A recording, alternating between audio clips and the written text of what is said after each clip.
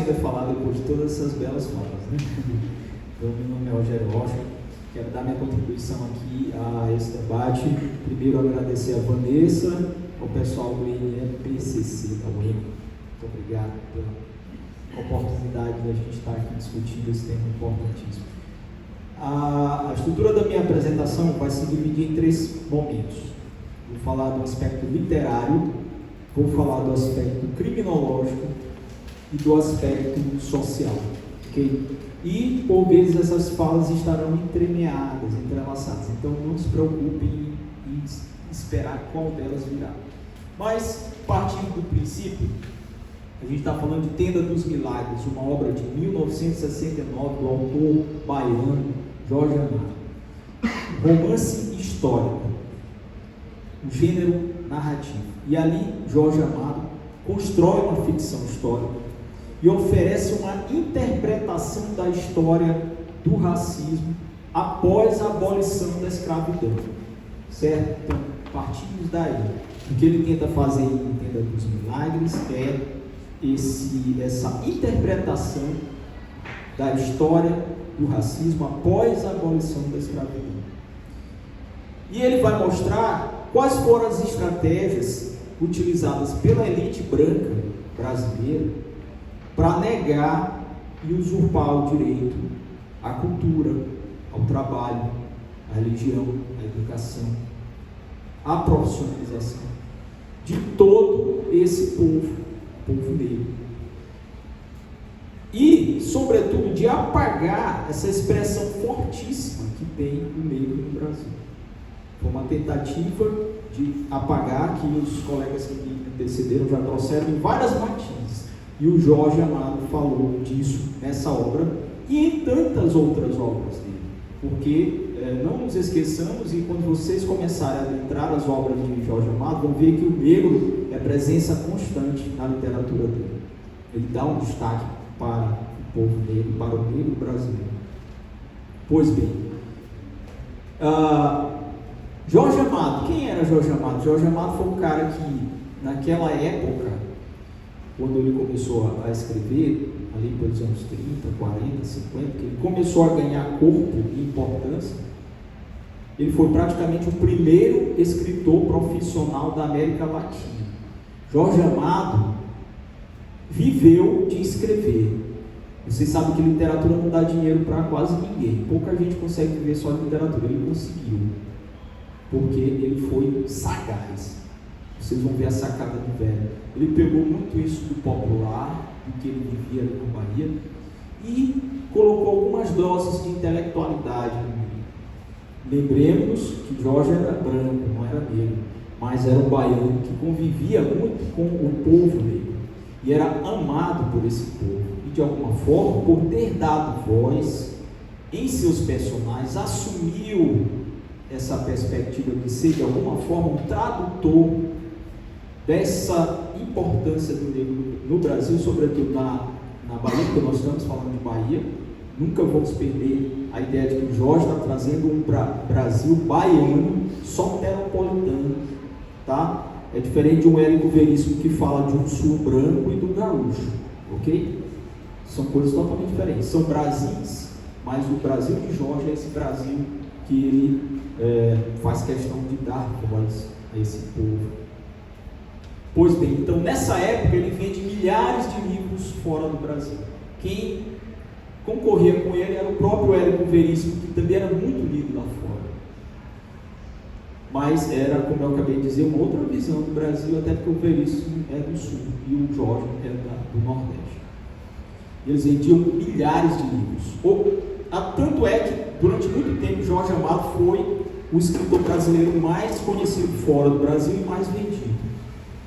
Depois ele perdeu esse posto para o Paulo Coelho, que hoje é o escritor brasileiro mais lido do mundo todo. Mas durante muito tempo foi Jorge Amado que levou para o estrangeiro a visão desse livro dele.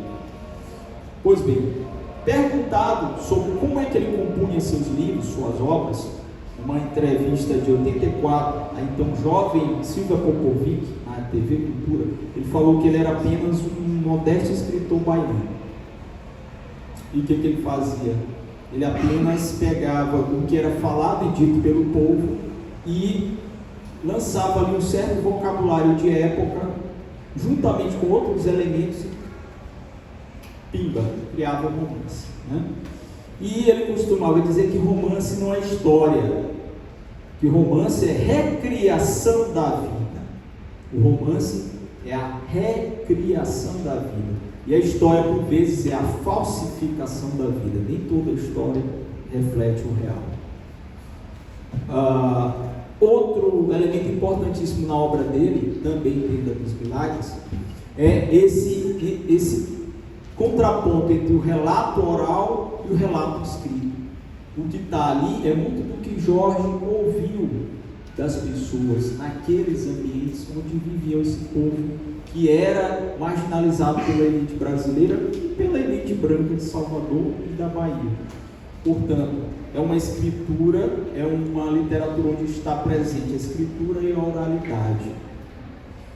E a narrativa do Jorge, em Tenda dos Milagres, ela tem duas perspectivas. Uma meramente narrativa, né? Uma literatura que conta uma história e traz a questão do discurso do marginalizado, que são os povos que ele retrata ali na sua obra, tá? E o outro discurso, a outra perspectiva, é a perspectiva ideológica. Jorge faz uma clara opção ideológica pelo universo do explorado. Ninguém pode chegar e dizer, Jorge Amado não era a favor dos... Não, ele faz uma opção, talvez aí tenha sido grande sacada dele, fazer a opção pelo explorado, que ninguém tinha tanta coragem de fazer isso naquela época, ele fez, né? Então a gente tem que dar também a devido mérito a tudo aquilo que ele fez de fundamental ao relatar essa história. E em Tenda dos Milagres, ele faz isso numa narrativa que ela é descontínua, ela vai para trás e para frente, para trás e para frente, não tem uma linearidade, né? Tanto que ele já começa falando do final e depois ele vai pegar a retomada de toda aquela história do Pedro Arcanjo e de toda aquele grupo de pessoas que se reuniam em torno dele, que era como que um ícone daquela luta negra, e da Tenda dos Milagres, que não era nada mais, nada menos do que um lugar de resistência. A tenda era quase que uma república, né? Se vocês forem ler, vocês vão entender que ela era um lugar onde as pessoas que daquele universo, o universo do marginalizado e do explorado, sentiam-se bem, porque estavam em casa, não estavam ao Deus dará, né? Como foi visto na fala das nossas colegas e do nosso colega aqui, quando são perseguidos lá fora pelo Estado brasileiro. Ok? Então, quem é que faz essa narrativa? Fausto Pena. Fausto Pena faz isso de forma...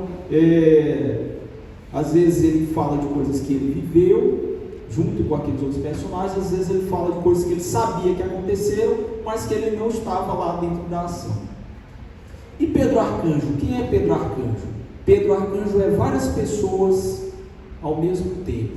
Pedro Arcanjo, que é o herói negro, ou mestiço, como queria o Jorge, dessa obra, ele é a somatória de pessoas que o Jorge de fato conheceu, e ele fazia isso muito nas suas obras. Grande parte dos seus personagens, e várias delas, Capitães de Areia, né?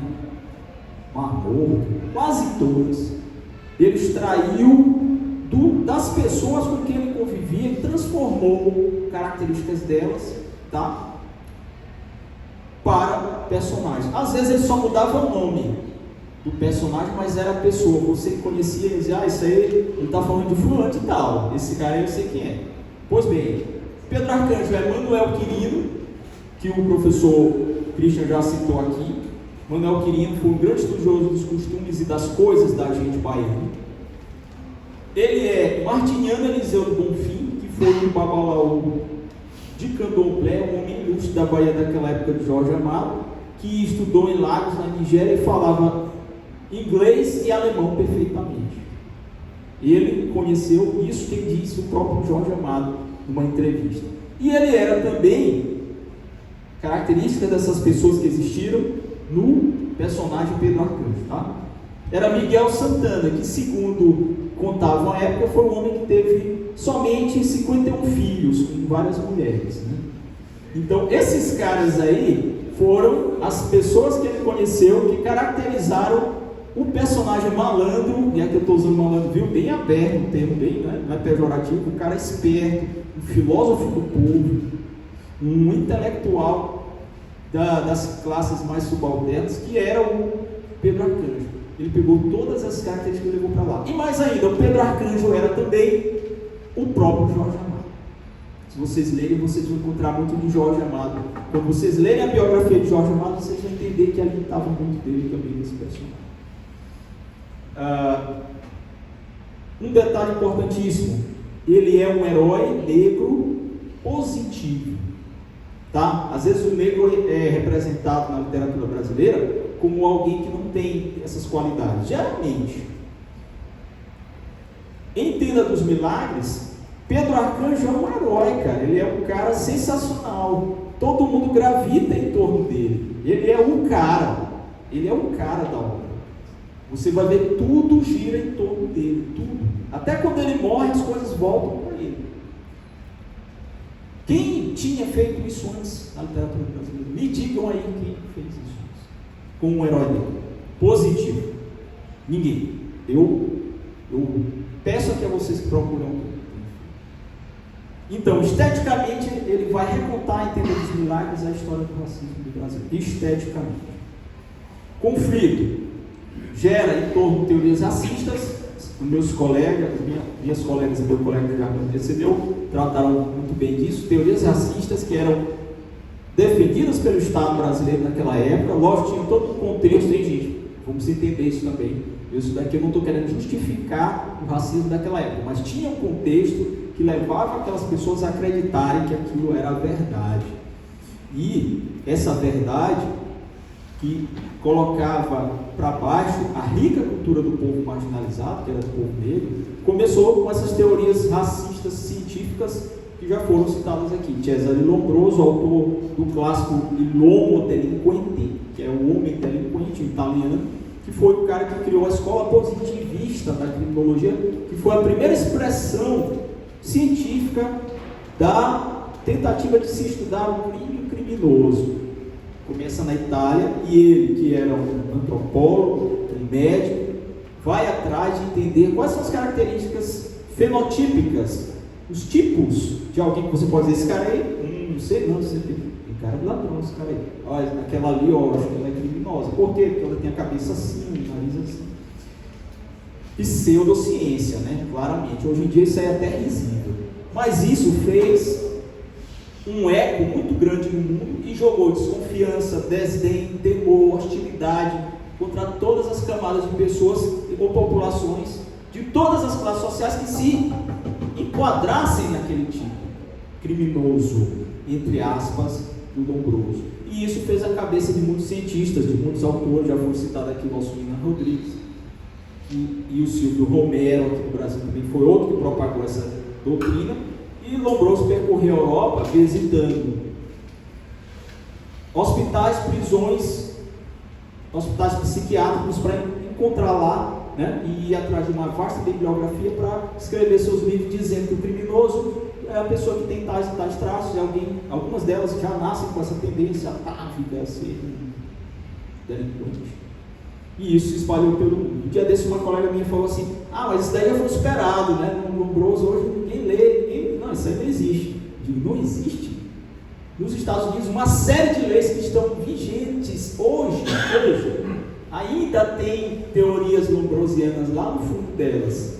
E no Brasil não é muito diferente também não. Eu fiz um curso com o professor Rogério Sanches Cunha, e ele mostrou para a gente por que Lombroso hoje ainda faz sentido. Lógico, ele não estava apoiando as teorias de Lombroso, ele estava mostrando por que Lombroso ainda faz sentido, justamente por isso que estou acabando de dizer.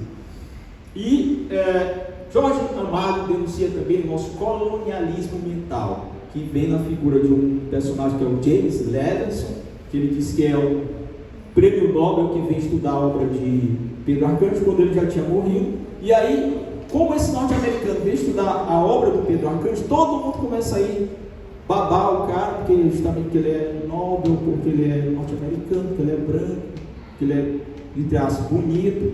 E as pessoas da Bahia começam a dizer: ah, quem foi Pedro Arcanjo? Ah, ele escreveu um livro mesmo. Ah, então vamos fazer seminário, congresso, tudo, né? Vamos fazer peças publicitárias, vamos fazer uma semana de comemorações para a obra do cara, quando ninguém tinha lido. Aí começa a pipocar artigos sobre Pedro Arcanjo, falando que ele era isso, que ele era aquilo, gente da academia querendo escrever sobre o cara e tal. Então, isso aí é o que o nosso Jorge Amado critica, que é a nossa tendência a esse colonialismo mental, que é dizer, o tudo que vem de fora é superior a nós. Todo mundo que estuda lá fora, né? Os caras de lá são melhores do que nós aqui. Isso é uma falsidade, é uma mentira, uma grande mentira. A gente que acredita nisso é que fica mesmo nessa posição. E ele denuncia com esse personagem.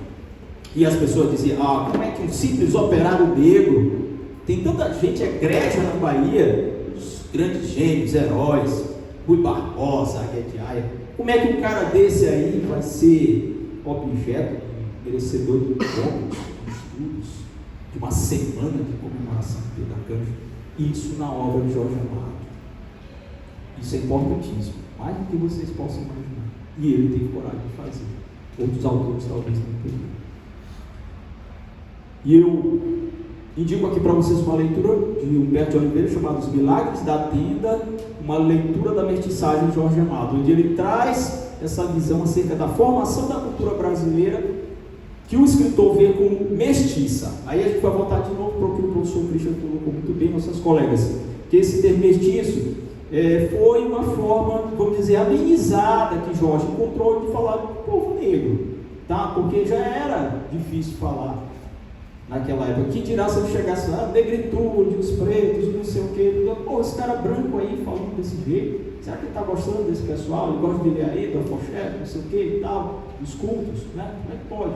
Então ele criou também, por assim dizer, uma teoria dessa mixagem brasileira, para dizer assim: olha, é legal mesmo que todo mundo se mixe, o branquinho caso com a negra, né? Ele acaba fazendo isso por uma opção, né? E aí a gente tem que entender o momento lá do cara, do autor, no caso. E aí a gente chega às temáticas presentes. Será que mudou alguma coisa de lá para cá? As pessoas que me antecederam, os colegas falaram perfeitamente sobre isso, e o Christian já mostrava que não, muito pouco mudou, por isso a obra é atualíssima. Muito pouco. Não só em relação às teorias criminológicas, lógico, hoje a gente já avançou muito a criminologia crítica e outras tendências aí, não tão preconceituosas, mas a gente ainda tem esses preceitos válidos no positivismo do direito. Eu sou do direito, e eu sou da filosofia também, sou das duas áreas. Mas eu, enquanto filósofo, critico muito o direito, por isso, porque eu vejo esse positivismo encravado ainda nas nossas leis, na nossa doutrina. E Jorge Amado chama para a gente a atenção para que é necessário esse ensino da história e da cultura afro-brasileira, dessa educação para uma convivência religiosa dentro de um Estado laico que não é laico, porque se você tem um crucifixo atrás da gente numa sala, não era para ter. O Estado laico, na verdade, não era para ter nada, porque no momento que eu boto um crucifixo, eu tenho que botar um Buda do lado, o Maomé, tá entendendo? O Oxum, o Oxóssi, aí eu tinha que botar, contemplar todos. Então, ou eu boto para todos, ou eu não boto para ninguém, que é para dizer: olha, nós somos laicos, a gente respeita todo mundo, mas eu não vou fazer aqui torcida para ninguém especial. Às vezes, não, vou botar aqui o Buda e os outros que se danem. Não é isso. E o Brasil vem mostrando que ele falha constitucionalmente a não entender o que é essa laicização. E Jorge traz isso. Por isso é importante a gente bater em cima disso. E respeitar conscientemente os direitos constitucionais de rito, de todos, de quem tem crença e de quem não tem crença nenhuma, como já foi falado aqui, de quem tem suas manifestações religiosas e quem não manifesta nada religiosamente, e mais, até daqueles que são agnósticos, que não creem em Deus, não tem coisa nenhuma. Isso é que tem que ser cultivado. né? Além realmente de combater de frente esse tipo de intolerância que se volta só para um, não se volta para os outros. Tá? Esse aí é o pior de todos. E mais ainda, inclusive nós devemos ficar de olho nas estratégias midiáticas, porque a mídia ela trabalha assim, ou esquecimento ou silenciamento. Quando ela não silencia, ou seja, não fala nada sobre algumas coisas, ela esquece. Vai dizer, não, deixa passar, ninguém fala, né? Que aí urde, e aí eu peço perdão aqui para quem for evangélico, eu respeito todas as crenças e fés, mas a Universal do Reino de Deus tem feito uma campanha maciça desde o seu surgimento, demonizando mesmo todas essas expressões religiosas negras. Inclusive do espiritismo, que não, aí a gente não está dizendo, né, dando o nome certo para cada um, até do espiritismo não negro, né, da espiritualidade negra, da religiosidade negra, mas principalmente da negra. E inclusive tem estudos sobre isso que mostram, aqui mesmo uma pesquisadora que foi ler a Folha Universal, desde o número 1 até a última edição do ano 2017, e descobriu lá todo esse discurso aí batendo de frente, demonizando mesmo, entendeu? Demonizando mesmo, candomblé e tal. Altamente contraditório, porque depois você liga a televisão e vê lá uns carinhas de branco atuando lá, né, como se estivesse recebendo uma entidade em cima do... Cara, que loucura é essa? Como é que os caras que falam mal do candomblé, aí o Macedo, ou você vê eles de branco, como se fossem kardecistas, atuando, recebendo alguma coisa.